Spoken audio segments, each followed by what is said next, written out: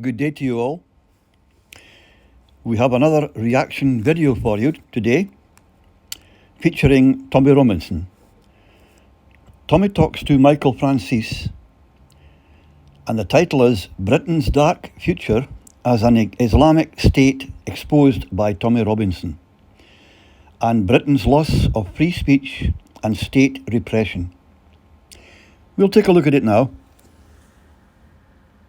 This is the darkest stain on British history ever. We have allowed an invading army to come into our country and rape their way through it. And whilst doing it, we've attacked anyone who spoke out against it. And right now, British people are scared. Our women are scared. We can visually see what's happened.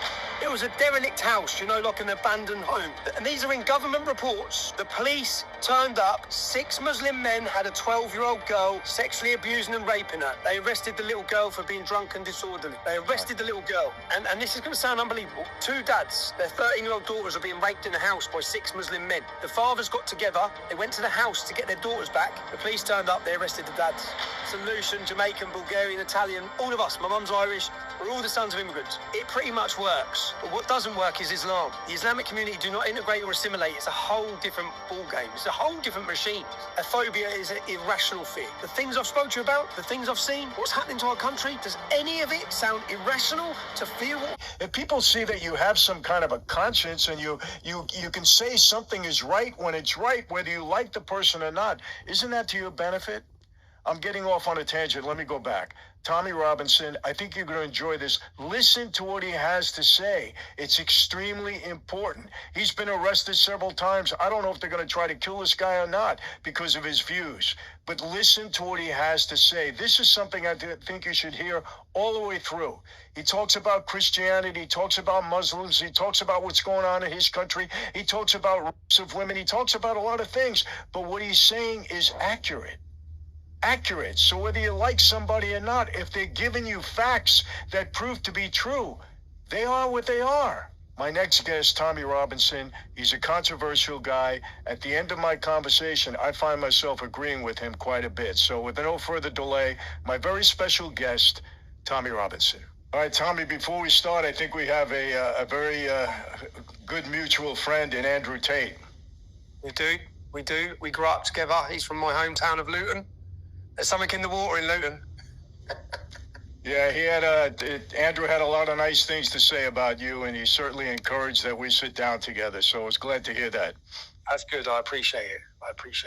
Are you in Luton now?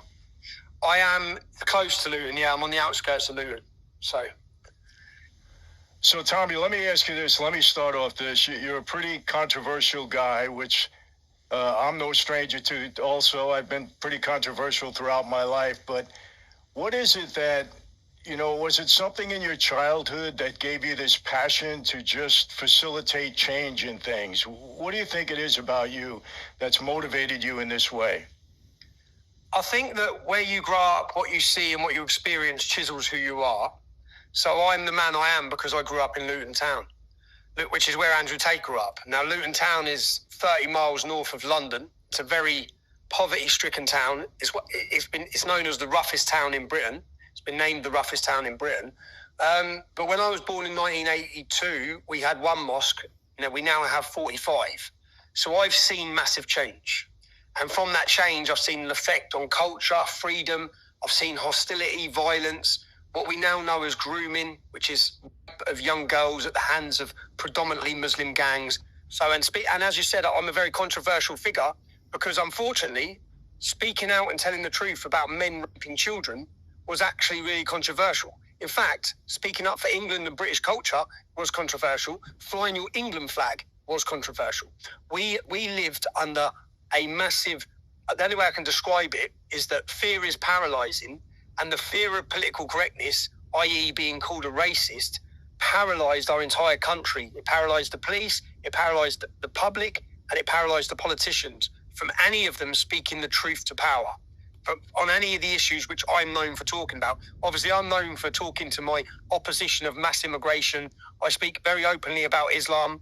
Andrew Tate's now a Muslim, which is quite crazy because as we're still friends. Yeah, I have Muslim friends, so obviously I separate Muslims from Islam.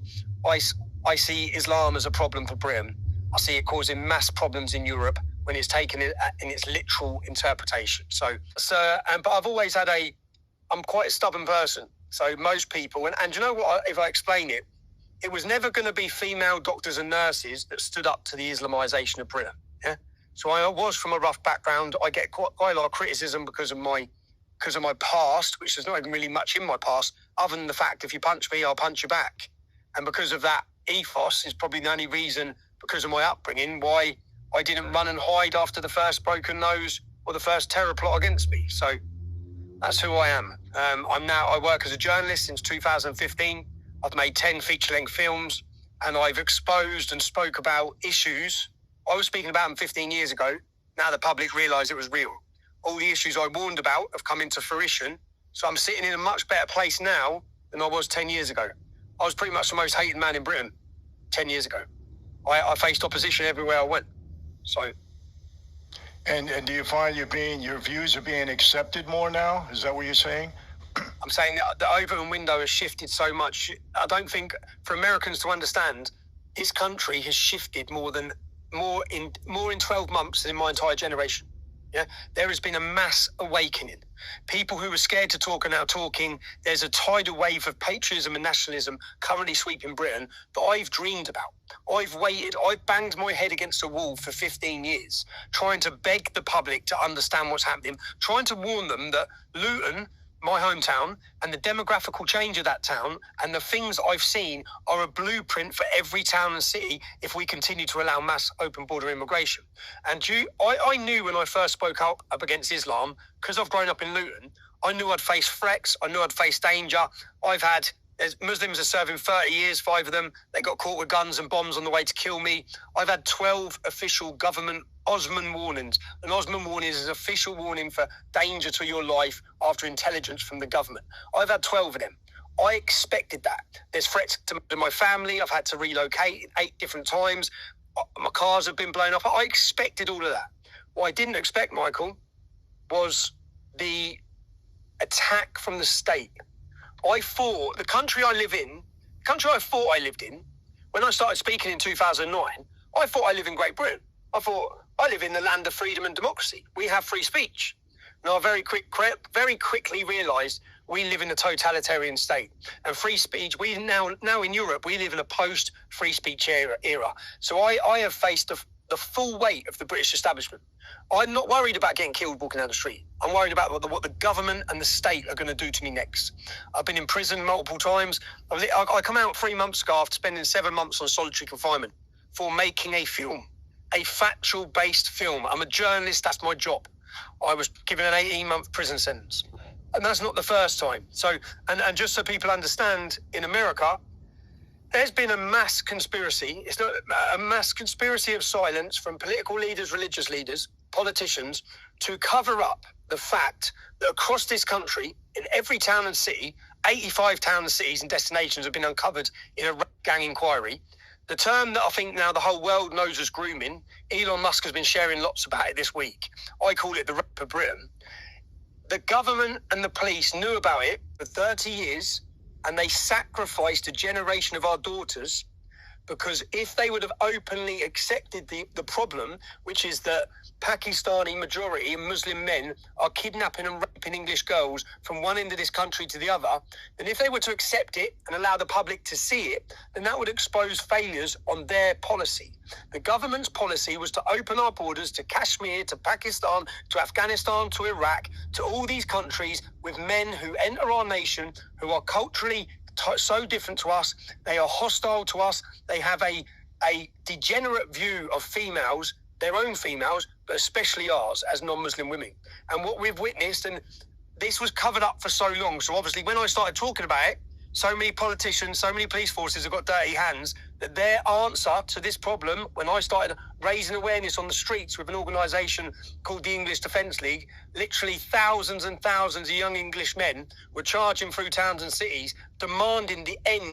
Used their weapon of the state, which was the media, to slander us, to attack us, to demonise us, and then to imprison us, to bankrupt me.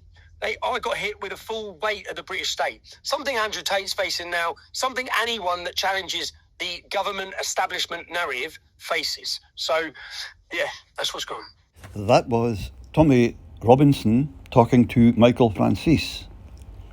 The title was Britain's Dark Future as an Islamic State Exposed by Tommy Robinson, and Britain's loss of free speech and state repression. Subscriptions would be greatly appreciated. It does help the journeys go along. Until the next time, bye for now.